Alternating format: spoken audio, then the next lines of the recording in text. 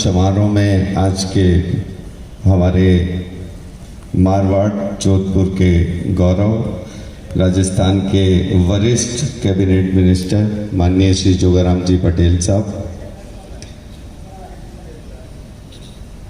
संभागीय आयुक्त डॉक्टर प्रतिभा सिंह जी, मेरे साथी डीएफओ मोहित गुप्ता जी और सभी अन्य डीएफओ साहबान, पुलिस विभाग से जो इस प्रशिक्षण का जिम्मा संभाल रहे हैं कमांडेंट साहब, आफरी डायरेक्टर तरुणकांत जी, हमारे पूर्व साथी भादू साहब, सभी सम्मानीय अतिथिगण,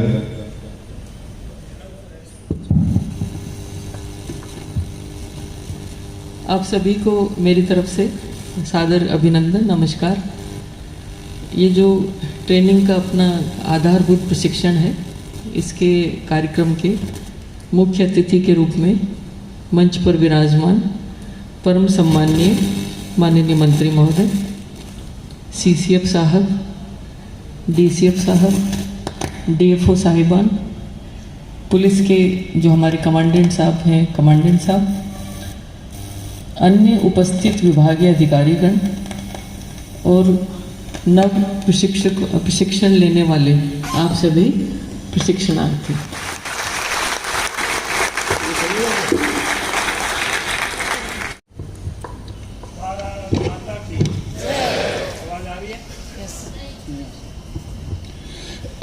भारत माता की। आई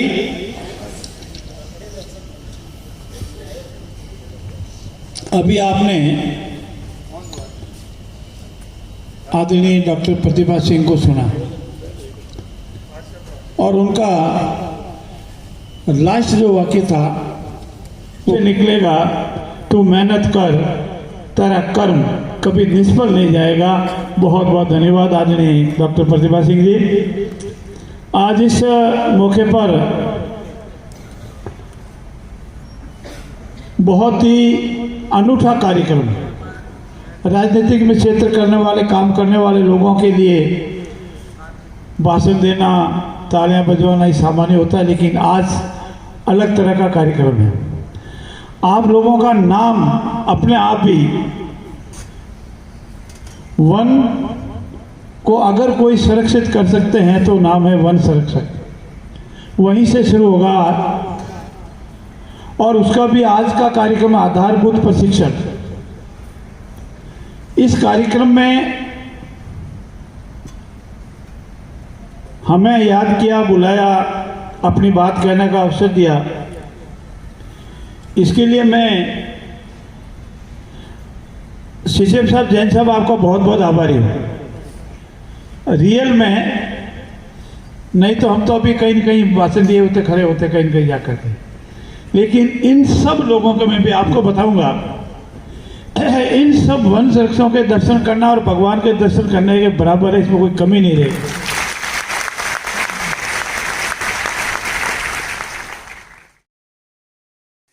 आज का हमारा टॉपिक है illegal trade off wild life articles and trophies. तो सबसे पहले हम बताते हैं कि वाइल्ड लाइफ आर्टिकल्स क्या होते हैं। वाइल्ड लाइफ आर्टिकल्स वो वस्तुएं होती है जो वाइल्ड लाइफ के बॉडी पार्ट्स और उनके अंगों से बनाई जाती है, पूरी तरह से बनती है या पार्शली उसमें वाइल्ड लाइफ के बॉडी पार्ट यूज में होते हैं। और ट्रॉफीज वो होती है जो वाइल्ड एनिमल की स्किन को प्रिजर्व करके, उसमें प्रिजर्वेटिव लगा करके और फिर उसके अंदर भूसा भर के उस वन्य जीव की शेप दे करके उसको सजाया जाता है। तो इन वाइल्ड लाइफ आर्टिकल्स और ट्रॉफीज का व्यापार रोकने के लिए, उसको निषेध करने के लिए वाइल्ड लाइफ एक्ट 1972 में कुछ प्रोविजंस दिए हुए हैं। वे प्रोविजंस क्या है वे मैं आज को आपको इस चैप्टर में बताता हूँ। सबसे ज़्यादा शिकार करने की घटनाएं तभी होती है जब वाइल्ड लाइफ और उनके बॉडी पार्ट्स के व्यापार किया जाता है। व्यापार में वाइल्ड लाइफ का अंधाधुंध दोहन हो जाता है। इसलिए इस वाइल्ड लाइफ के बिजनेस को, व्यापार को, ट्रेड को रोकने के लिए एक्ट में प्रोविज़न किए हुए हैं। तो सबसे बड़ा प्रोविज़न यह है सेक्शन 44। सेक्शन 44 में यह है, पिछली कक्षा में मैंने आपको wild life conservation concept and categories के बारे में जानकारी दी थी। वाइल्ड लाइफ कंजर्वेशन के लिए दो तरह की कैटेगरी होती है, इन सीटू और ex situ. In situ category में वन्य जीवों को उनके प्राकृतिक आवास में ही संरक्षण दिया जाता है। इसके लिए उनके प्राकृतिक आवास को सुरक्षित क्षेत्र बनाया जाता है।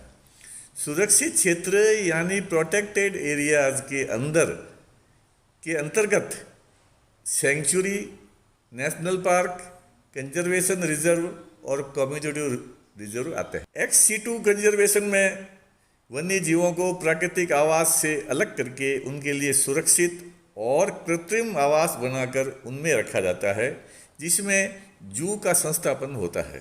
तो मैं आज किसी क्षेत्र को जो वन्य जीव के महत्व का हो, उसे सरकार सेंचुरी या नेशनल पार्क कैसे घोषित करती है, कि वन्य जीव संरक्षण अधिनियम 1972 के किन प्रावधानों के तहत उन्हें घोषित करती है, इसके बारे में जानकारी दूंगा।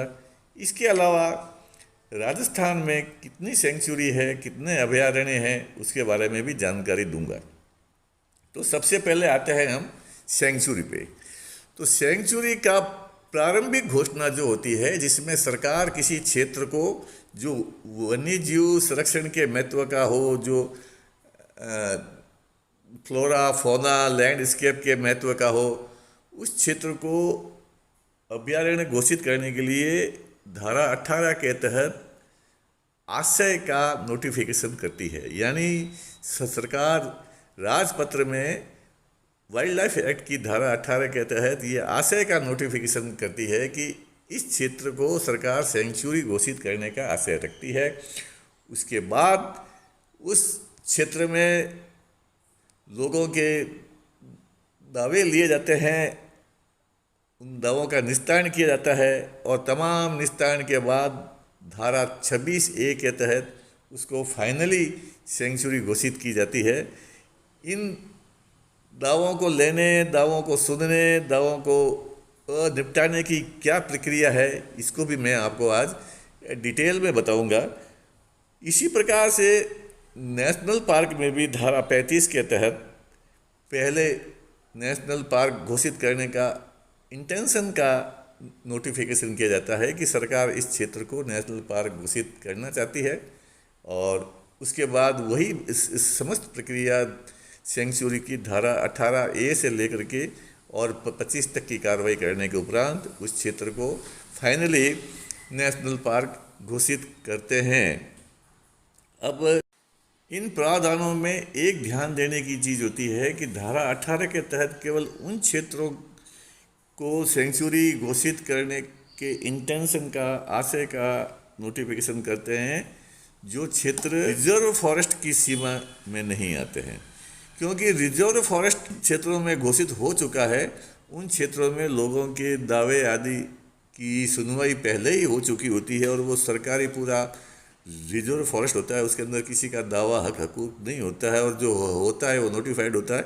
इसलिए रिजर्व फॉरेस्ट में आने वाले क्षेत्रों के लिए धारा 26A के तहत फाइनली नोटिफिकेशन करते हैं। उसके लिए प्रारंभिक नोटिफिकेशन जिनमें सरकार का इंटेंशन नोटिफाई किया जाता है सेंचुरी घोषित करने का, उसको करने की ज़रूरत नहीं होती है।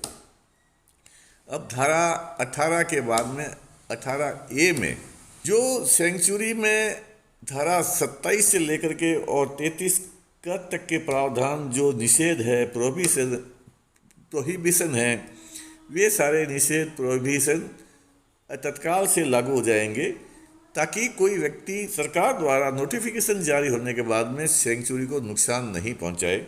उनमें व्यक्तियों का प्रवेश निषेध हो जाएगा, उसके हैबिटेट डिस्ट्रक्शन करना निषेध हो जाएगा, उसमें आग जलाना निषेध हो जाएगा, उसके अंदर आग ने बारूद आदि ऐसे शस्त्र ले जाना निषेध हो जाएगा।